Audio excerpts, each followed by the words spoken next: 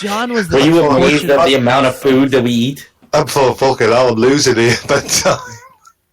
John was the portrait of excess while he was here.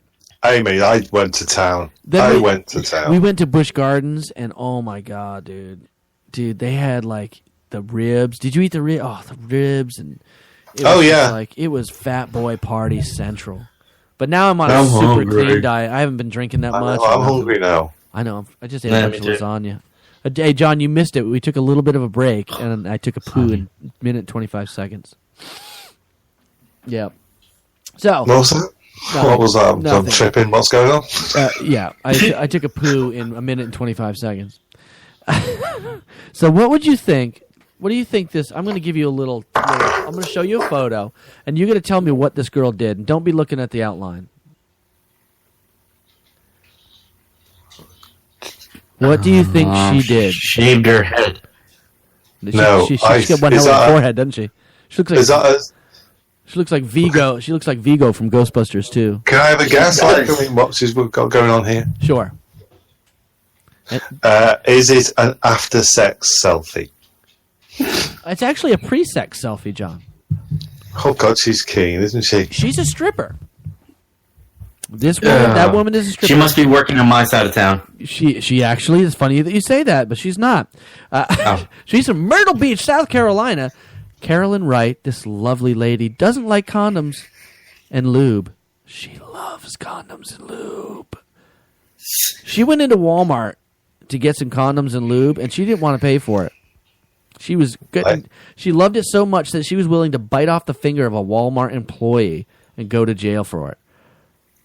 23-year-old stripper stole a pack of condoms and lube, a bra, and 2 pairs of panties from Walmart in South Carolina, and then booked it out the front door after biting somebody's fucking finger off.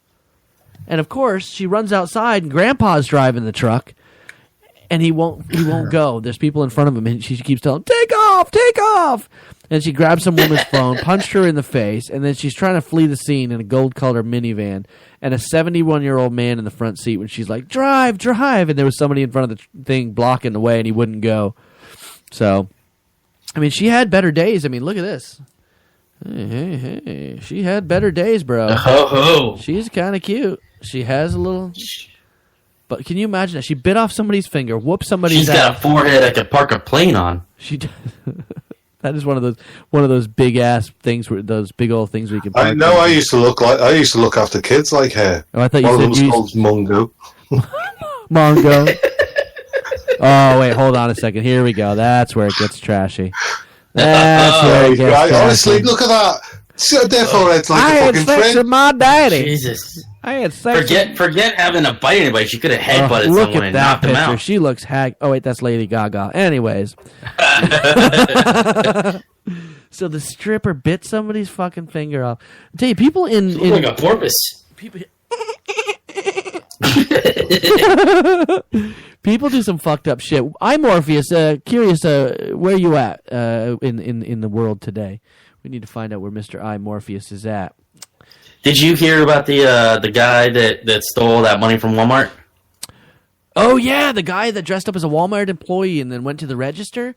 And it's like, hey, but they need you in the office. I'll take over for you for a minute. Then he started ringing customers up and went and jacked all the money out of the register and took off. And they didn't find out. How long was it before they found out about it? 2-3 weeks. 3 freaking weeks. So I wonder what happened to the employee that had that was there. They must have got fired.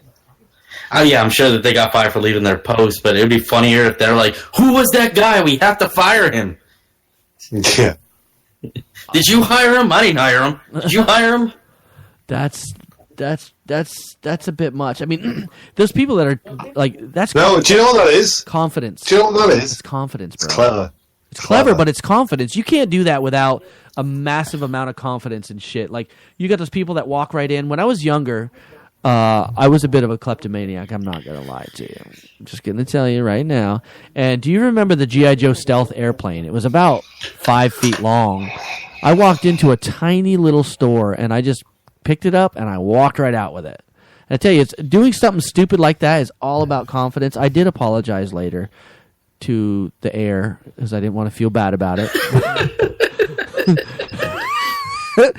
But needless to say, I was a bit of a kleptomaniac. But you got to have confidence. I did the same thing. I went to a Burger King to get a free burger, and then I just had to act stupid and not get my order wrong, and it worked out. Hey, you going in for a free burger doesn't surprise anybody, Ant.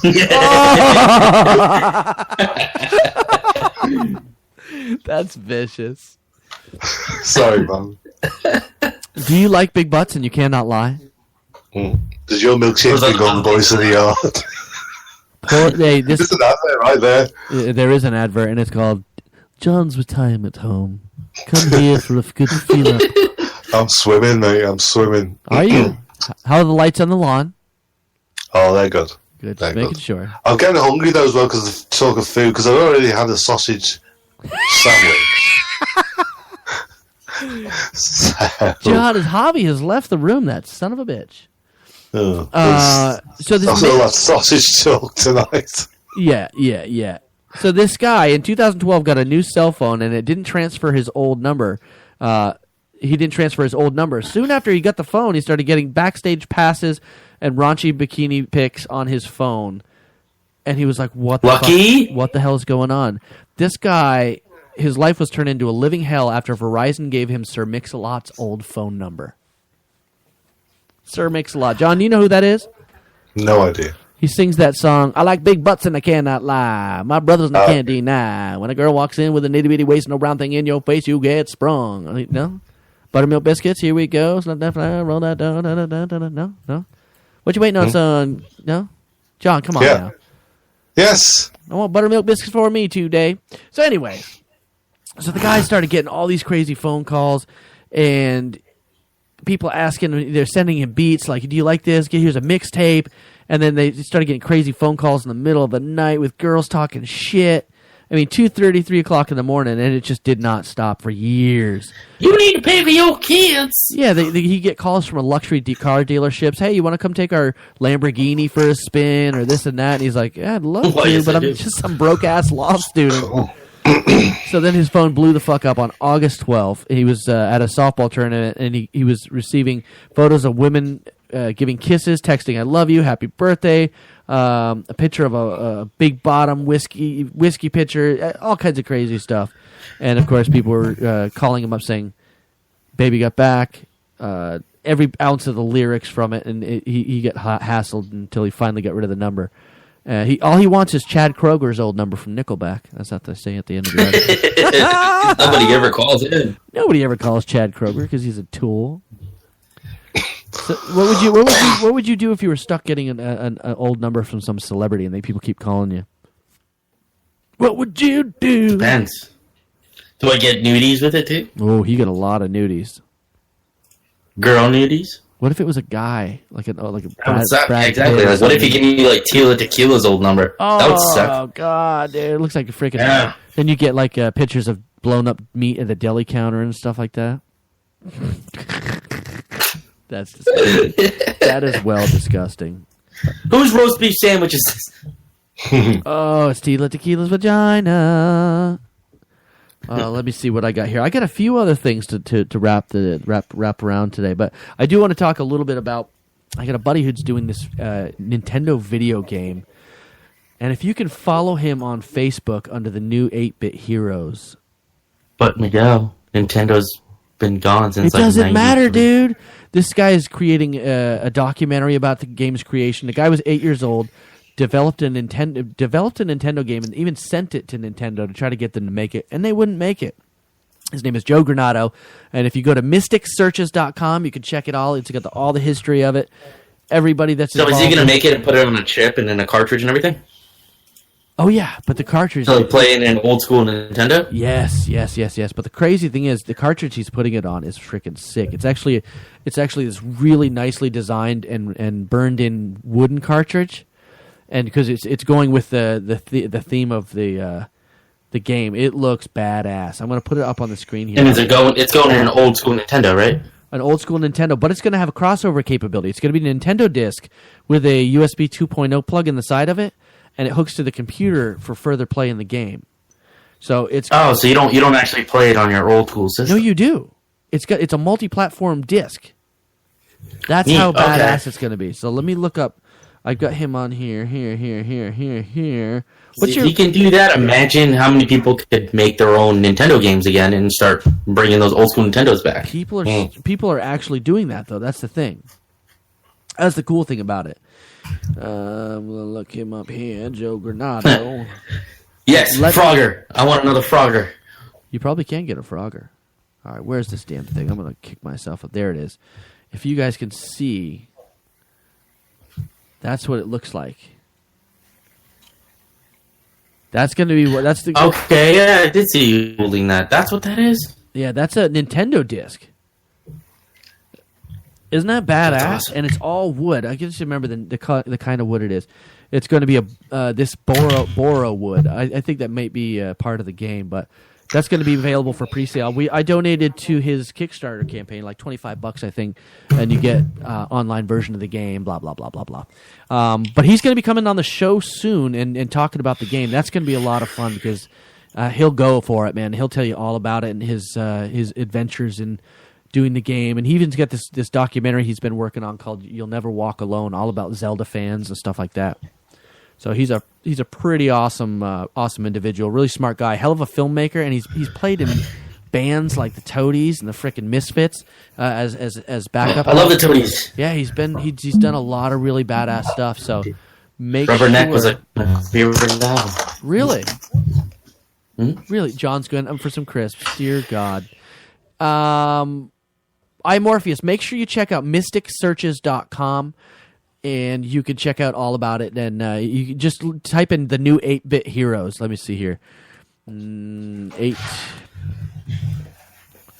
Check that out. And he'll tell you all about it. If you're a video game head, you love video games, this is a really awesome story. And really, really good dude. Joe's a really good dude. And he's going to probably come up to the brewery. That, again, is Tampa Beer Works. It's no longer ESB Brewing, just so you know. Oh. Yep, we changed our name. Really? You changed your name? We're moving ahead in the future. I'll probably be working a lot more in the next couple of bits too, but we're gonna have it projected on the wall, and we're gonna do a live demo of the game. Yeah, that's the one. That's the one. That's exactly the one. If you click on that link too, you can check that out. And he's got a great video describing how he made it, what he's looking to do, and he's put together a hell of a team. So I'm very stoked at Joe's work. I worked with Joe on a movie set one time. I was an extra, and he was one of the guys there, and he seemed like a pretty interesting individual, so I got to chatting with him. And a lot of fun. Him and his girl does sound. He does. He's really good filmmaker, really awesome guy. So make sure you check that out. mysticsearches.com, guys. Check it out. Make it happen. I'm waiting for John to come back so I can unmute his ass. But I have one more thing to get into today, guys. One more thing. And that is how not to be that guy.